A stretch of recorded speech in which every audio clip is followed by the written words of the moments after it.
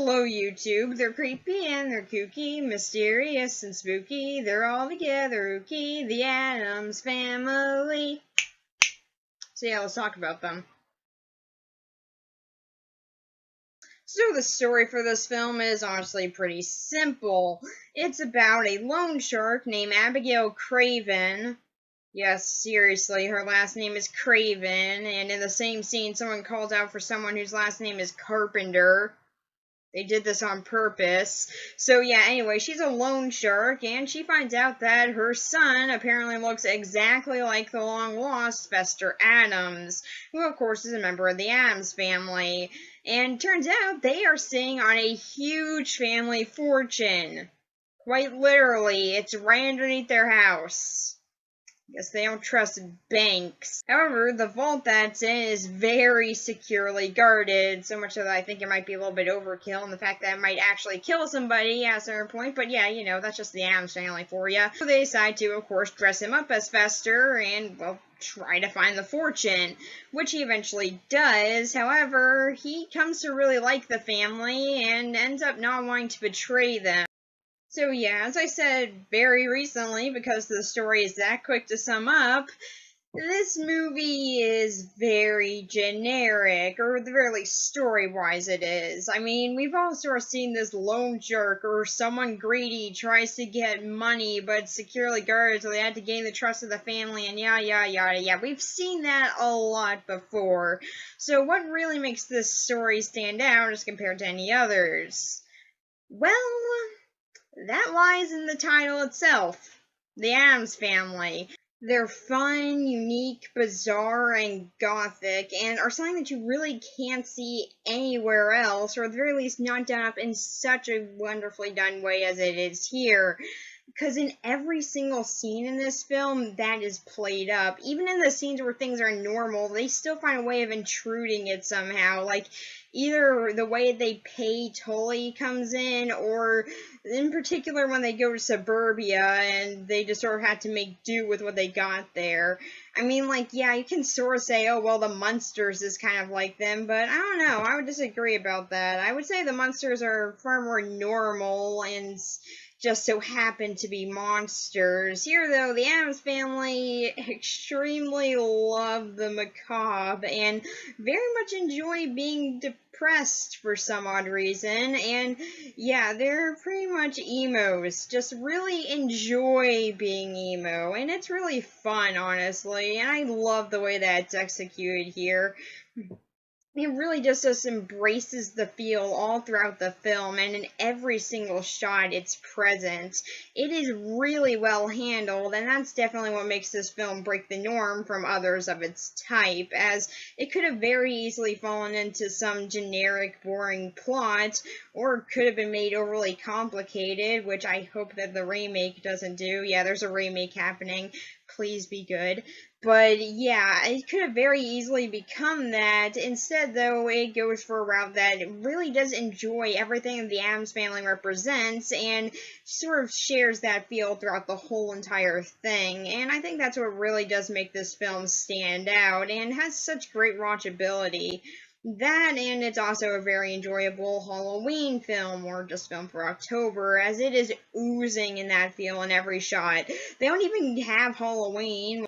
I mean, like, yeah, okay, there is that one scene at the end where they say it's Halloween and stuff, but I don't know, I think that's the same way of saying that this is a Christmas movie, because in the opening they dunk something. I've always wondered what that was. It's just like water with steam on it. Like, is it like acid or something? Are they killing these people? I really do want to know what happened there. But yeah, they dunked something on Christmas carolers. So, la la la la la la, I guess. I don't know. Yeah, it's not a Christmas movie, okay? But it definitely does carry out its theme of Halloween all throughout it. And it is definitely a fun film to watch around this time of year. And that's why I particularly want to talk about it during October. It's past October now. Why does this always happen? You know what, screw it, I'm still talking about it. So, Yeah, it definitely is something that's very good for a certain time of year as well. As I will say, this might be a bit of an odd film to watch during the summer or something, but it definitely does work for the fall, and it really is just a great film, just sort of get you into that kind of creepy mood. Even if you don't really like horror movies and stuff, this is still a really great way to celebrate October without really diving into horror or really scaring you at all. So I really do love the way this film is handled. So while the story might be extremely simple, I think that definitely makes up for that and then some. So for the story, I'm going to give it an 8 out of 10 because, like I said, it is still a very simple story, but it's the way that executes it that really does make it work. So yeah, I've kind of been praising the characters of this film, so let's actually start analyzing them. So for the characters, let's start off with the heads of the Addams family, Gomez and Morticia. Now, they're good on their own. Like, Morticia is much more sophisticated despite her extreme love of the macabre, and she's a little bit more reserved than Gomez is, as he's much more eccentric. Whereas Gomez, like I said, is more eccentric.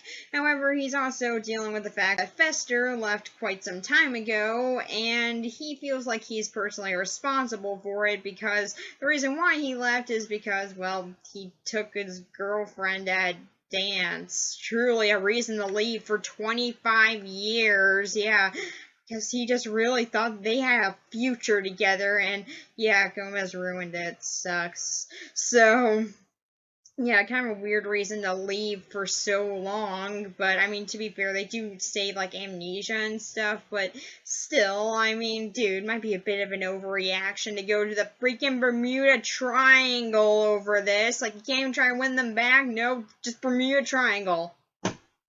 Okay, sure, whatever.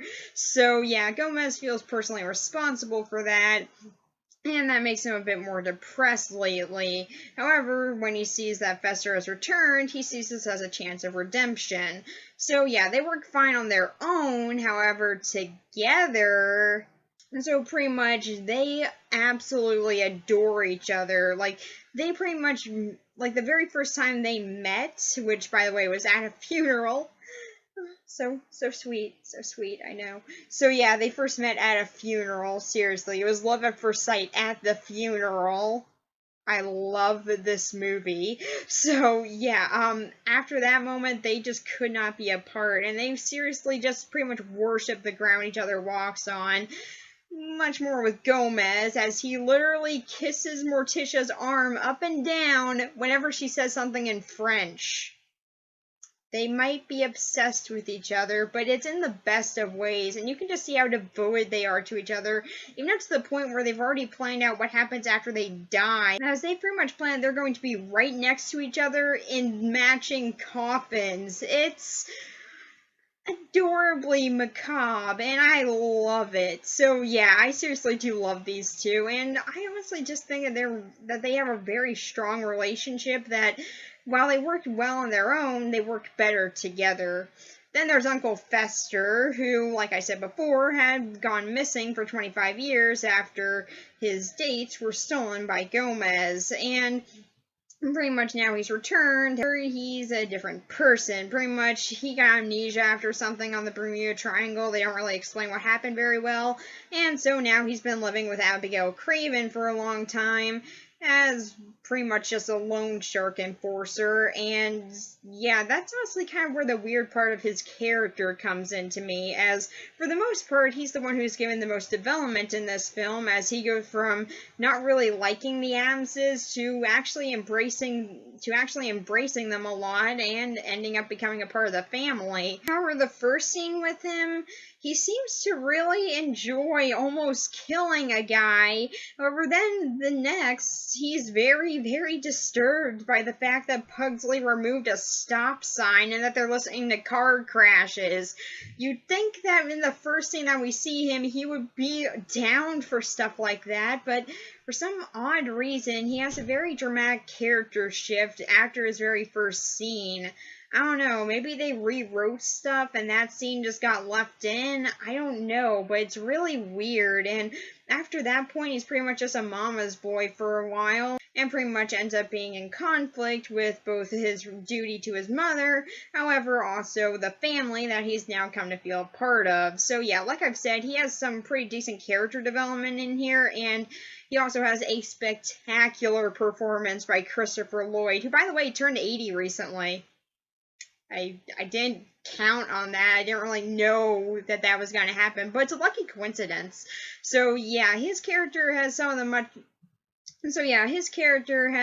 more development in this film. However, he is still a little bit at conjunction with himself, but I do still find him to be a really likable character, especially when he starts embracing who Fester is and stuff. However, I also do find the twist with him to be kind of lame and kind of unneeded, but I do still really enjoy his character a lot.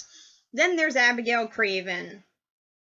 Still find it weird that her last name is Craven. Anyway, so yeah, she's a loan shark who doesn't really act like a loan shark for most of the film, but I don't know, neither does Fester, so yeah, I guess that just went away after that scene too.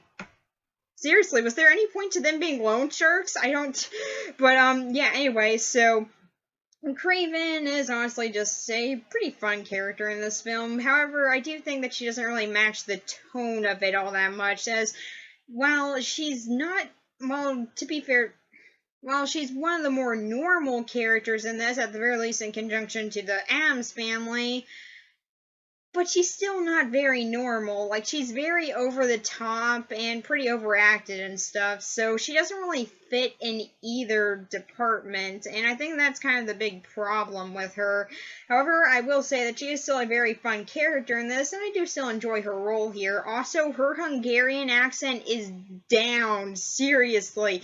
Like, that is a great impression there, because I actually have family from Hungary, and God, that is eerily accurate. I can tell they went for a more over-the-top performance there, but I swear to God, that is just like my grandparents. So, yeah, that is eerily similar, and I also do really enjoy those parts with her.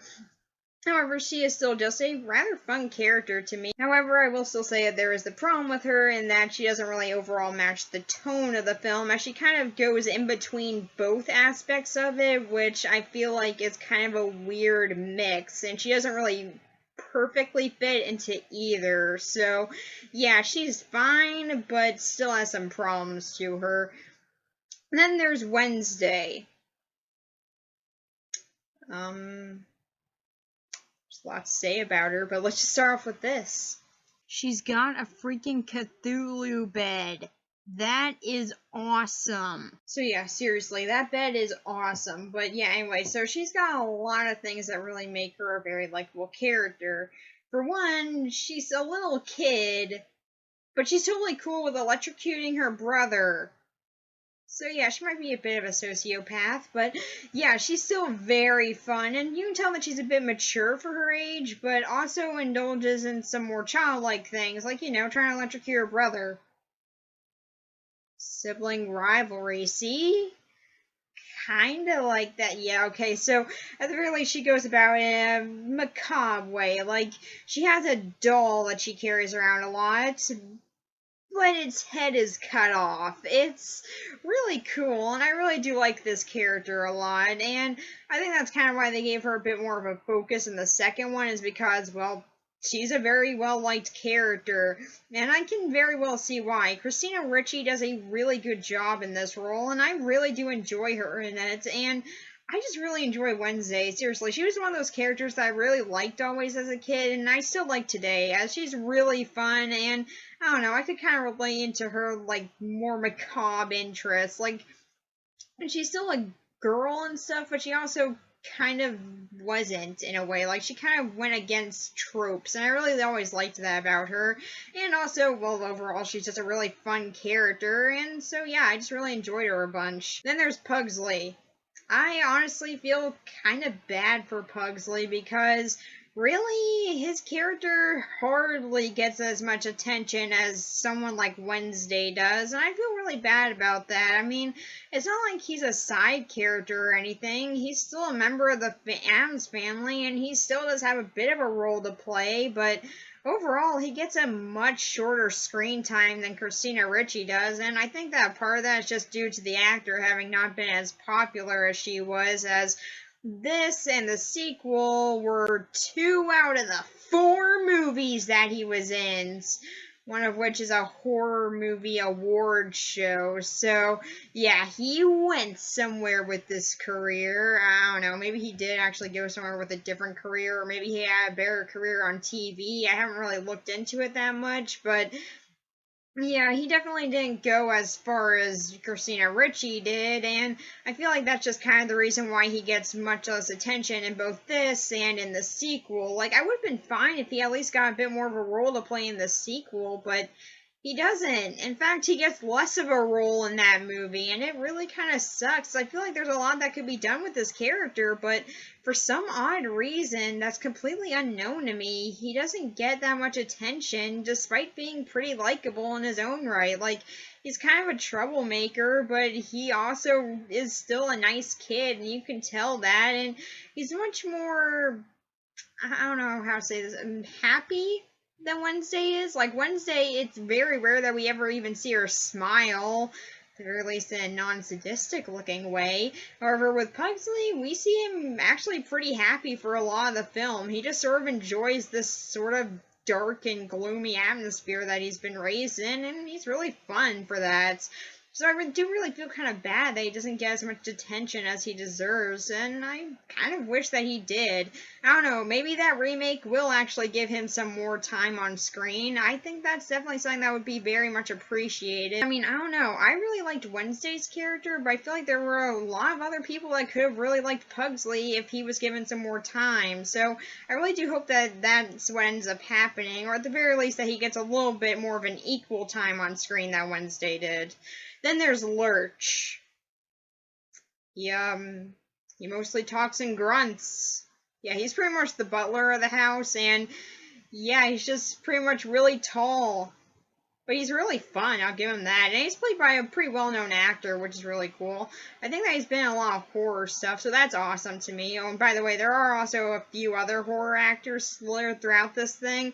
I'll mention another one who's pretty big of note to me later, but yeah, for now we'll just leave it at Lurch, as, yeah, I do actually very much enjoy his character.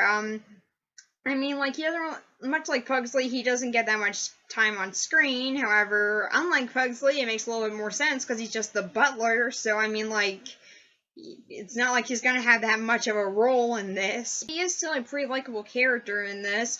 Mostly with that, you can see how loyal he is to the Addams family, and you can really just tell that. Even though he doesn't talk or anything, you can still get that from his performance and just how much he hangs out with them and stuff, and how he even lives in the house, even though he doesn't really need to.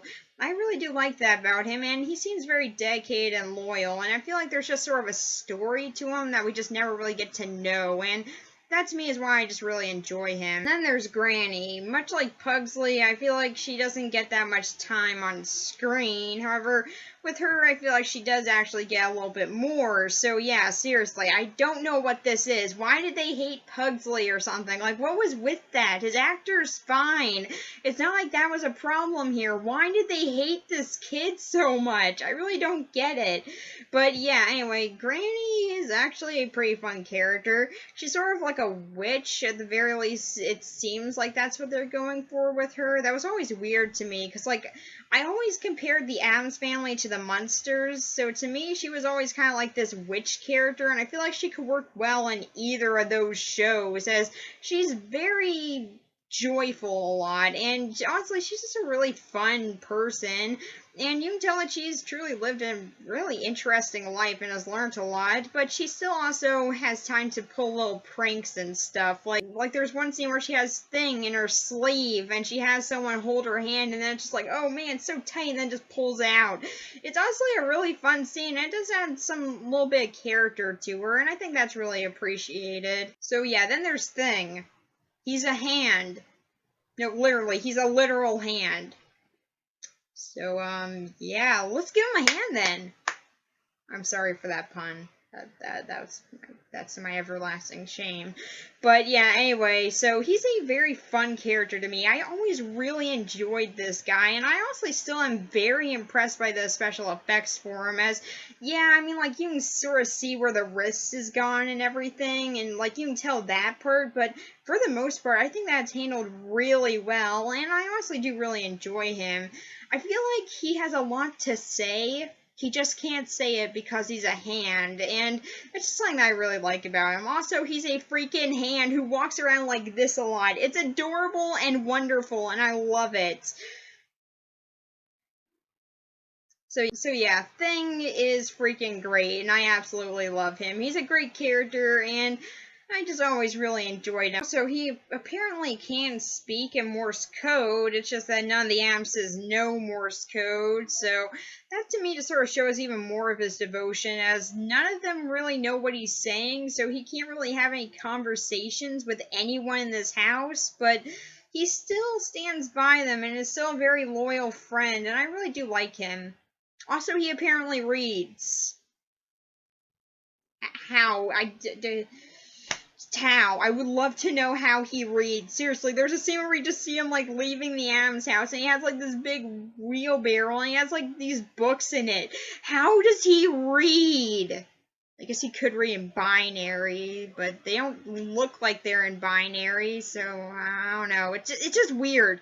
So, but yeah, also apparently his family is literally hands, so yeah, I guess I just should never question anything about him. Seriously, he has a family of just hands. How do they reproduce? I have so many questions.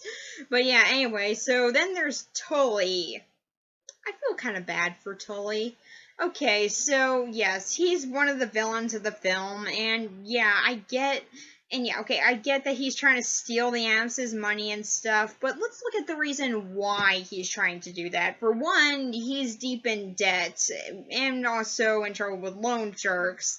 Now, they might be one the same, they don't really say ever, but still, yeah, I mean, you can tell that he's having problems with money anyway.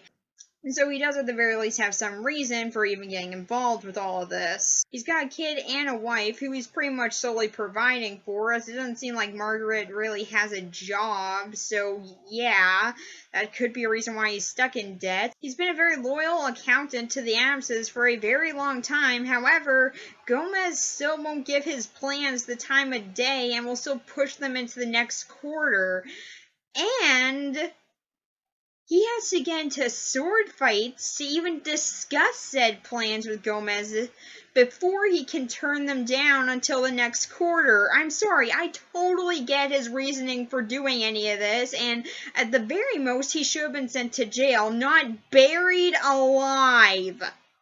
Seriously, that is dark and very unneeded. I at the very least get with Abigail, you know, I mean, she had no relation to the Addamses and stuff, and she had never been loyal to them, and I get that Tully was a betrayal, and I get that Tully betrayed their trust there, but seriously, burying him alive.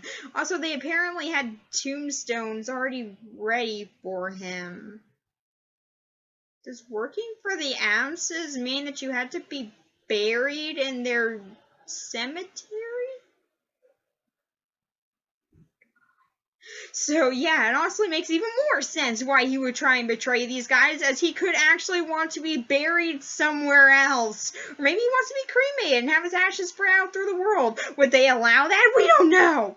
So yeah, so many questions about that and his working relationship with this, as apparently he has to transfer doubloons into dollars. Seriously, I'm surprised that he's been loyal for this long. So yeah, I honestly feel kind of bad for Tully, as for a lot of the film, he's actually seen as a pretty loyal guy, and you can understand his reasoning for doing what he does, and I honestly feel like he's just sort of given something that he doesn't deserve at the end of the day.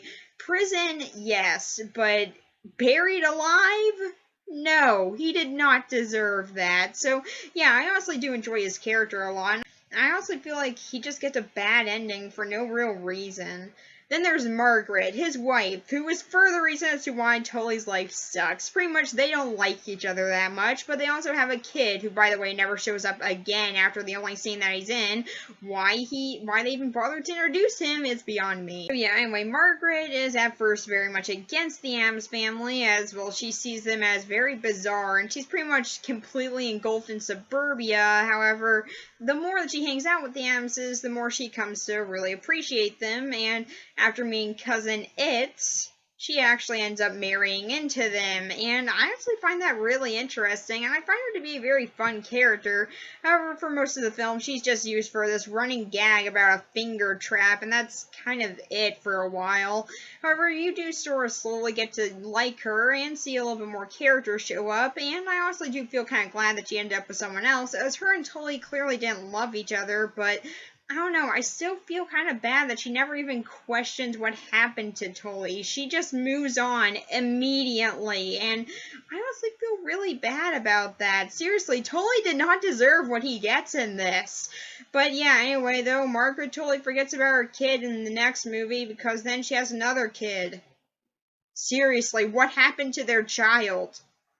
Cousin It, what did you do to him? Or did you just send him off to an orphanage for no reason? I mean, I have questions here. Or was he just staying at home? You know, you could have just solved this whole continuity problem by just saying, he decided to stay home today. Boom! Just like that. Would have been fine. But no, you never did anything like that. Did you, sequel? Seriously, whatever happened to that kid? So many questions. But then the last character that we'll be discussing is Cousin It. Now, like I said before, he's another one of these actors who has also been pretty well known for one of his roles in a horror film. That being Children of the Corn. Yeah, you know that cult leader kid in Children of the Corn? Yeah, that was this guy. And he wasn't a kid when he made that movie. He was like in his 20s. Yeah, he was born with a disease that makes him look younger than he is, and yeah, that's probably kind of why he got out of acting, because I feel like he was just sort of cast into bit roles. However, I will say that I do actually very much enjoy him playing a character who is more his age, and I do feel like he's a very likable character in this. I think they did a really good job acting while not really saying anything. He conveys it very well through physical language. I like how that's handled there. So yeah, I honestly feel like he had a good career with acting. It's just that he kept on getting cast in the bit parts, which I honestly feel kind of bad for him for. But yeah, Cousin It is honestly a very fun character. I mean, like, he's just sort of like the cool guy out of the Addams family, despite being completely covered head to toe in hair, which is the only thing that he wears, by the way, outside of a little bowler hat. It's adorable and awesome. And also, apparently, he was born like that, as evidenced by the sequel, where they have a kid that looks like him, just really small. So cute. So yeah, Cousin It is awesome, and I really do enjoy him. We also find out that apparently he's a rap guy. I don't know, I always thought that he'd be a jazz fan, but turns out he likes rap. Who would thunk? So yeah, I also really enjoy him in this film, and he's a lot of fun to me. This keeps on happening. Fixed. So for the characters in this film overall, I really enjoy them. I mean, some of them don't really get as much time as I feel like they deserve. However, for most of them, I feel like they do get enough time to at the very least show enough character in order to make them likable. While some of them don't really fit into the feel of the film that much, or like I said, just don't have enough time, I do still very enjoy all of them in this, and I think that they are a big part of what makes this movie as good as it is. So for the characters, 9 out of 10, because they really are what makes this film so great. So for this movie overall, I really love it. It's a great film to sort of get you in the mood for October, or just sort of any time in the fall, as I feel like they really do fit into any. And it's just a really fun film with a really likable family that is pretty much where most of what makes it different comes in. Because the story overall isn't that unique, and it's something that we've seen several times before, but I really do like the way that it's handled here, because it's so unique and so enjoys this gothic feel that it has, that it makes it a very fun film that I really love rewatching. So yeah, for this movie overall, I'm gonna give it a 9 out of 10, as I really love it, and it looks great, and it is great. I mean, the story's not that good, but hey, what can you do? I mean, it's the Addams Family. It's not like it needed to be overly complex. And what they do with it is really well done. So I think that more than makes up for it. So yeah, 9 out of 10. So yeah, that's pretty much it for this one. And the next review will be my 100th. Yeah, I didn't actually plan on this, but upon looking at how many reviews I got, the next one's going to be the 100th. So yeah, this is a bit of a scheduling mishap, as I actually do have something planned for my 100th review. So pretty much what we'll be doing is that one will be the 100th, but the one after that will be the celebration of it. So yeah, I know it's a bit of a problem there, but screw it, I really want to talk about these movies. So yeah, the next one that we'll be looking at is, well, of course, the sequel, the Addams Family Values. So yeah, looking forward to it. Bye.